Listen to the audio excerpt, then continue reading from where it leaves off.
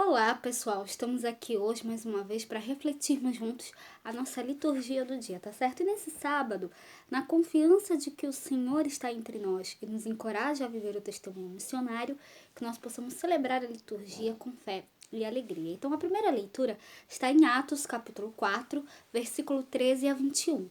Atos, capítulo 4, versículo 13 a 21. Então eles, vendo a ousadia de Pedro e João, informados de que eram homens sem letras e indoutos, se maravilharam e tinham conhecimento que eles haviam estado com Jesus. E vendo estar com eles um homem que fora curado, não tinham que dizer em contrário. Todavia, mandando-o sair fora do conselho, conferenciaram entre si, dizendo: Que havemos de fazer a estes homens? Porque a todos os que habitam em Jerusalém é manifesto que por eles foi feito um sinal notório e não o podemos negar.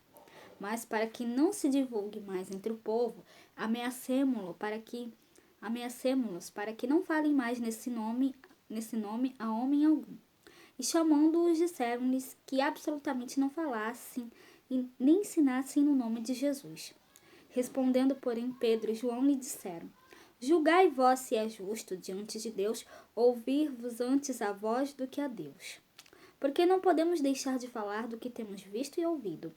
Mas eles ainda os ameaçaram mais, e não achando motivo para os castigar, deixaram-nos ir, por causa do povo, porque todos glorificavam a Deus pelo que acontecera. Então, na primeira leitura, diante da ameaça de serem castigados e mortos, os apóstolos responderam com confiança em Deus aos membros do Sinédrio.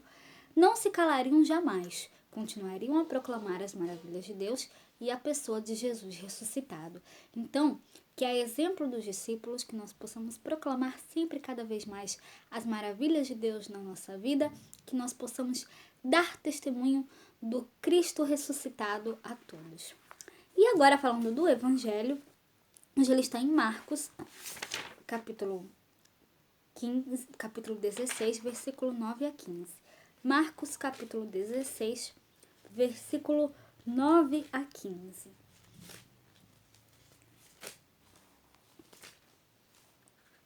E Jesus, tendo ressuscitado na manhã do primeiro dia da semana, apareceu primeiramente a Maria Madalena, da qual tinha expulsado 7 demônios.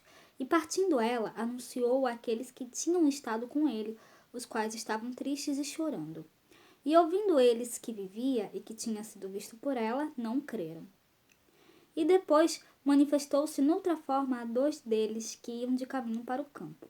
Indo eles, anunciaram-nos aos outros, mas nem ainda estes creram. Finalmente apareceu aos 11, estando eles assentados juntamente. Lançou-lhes em rosto a sua incredulidade e dureza de coração, por não haverem crido nos que o tinham visto já ressuscitado. E disse-lhes: Ide por todo o mundo, pregai o evangelho a toda criatura. Então, no evangelho, os discípulos não acreditaram no testemunho de Madalena, talvez porque fosse mulher, mas também não acreditaram no testemunho dos 2 discípulos homens. A palavra de 2 ou 3 testemunhas na Bíblia é sempre válida, mas os discípulos não aceitaram. Talvez isso para demonstrar, para demonstrar a dureza do coração e a dificuldade em acreditar na grande novidade da ressurreição. E aí, em seguida, Jesus apareceu a todos eles reunidos e censurou-lhes pela falta de fé. Mesmo assim, envia-lhes ao mundo inteiro para que anunciem o evangelho a toda criatura. Então, a palavra anúncio ocorre 3 vezes nesta passagem. Aqueles que não acreditaram no anúncio tornam-se, por ordem do ressuscitado, os portadores do anúncio, certamente por verem o ressuscitado, não com outra aparência, mas ele mesmo.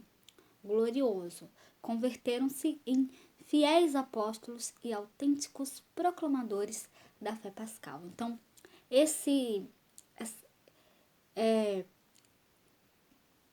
essa ordem de Jesus que ele dá aos discípulos hoje, ele também dá a nós, né? Então, que nós realmente possamos fazer, né, o que Cristo nos pede, ir pelo mundo e anunciar o evangelho a todos, tá certo?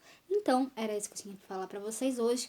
Muito obrigada a todos por curtirem, por comentarem Aqueles que só assistem mesmo também agradeço. Espero que vocês tenham gostado dessa reflexão de hoje. Espero encontrá-los todos aqui amanhã, domingo, se Deus quiser, para continuarmos refletindo cada vez mais as leituras da Sagrada Escritura. Então, muito obrigada a todos e até a próxima, se Deus quiser.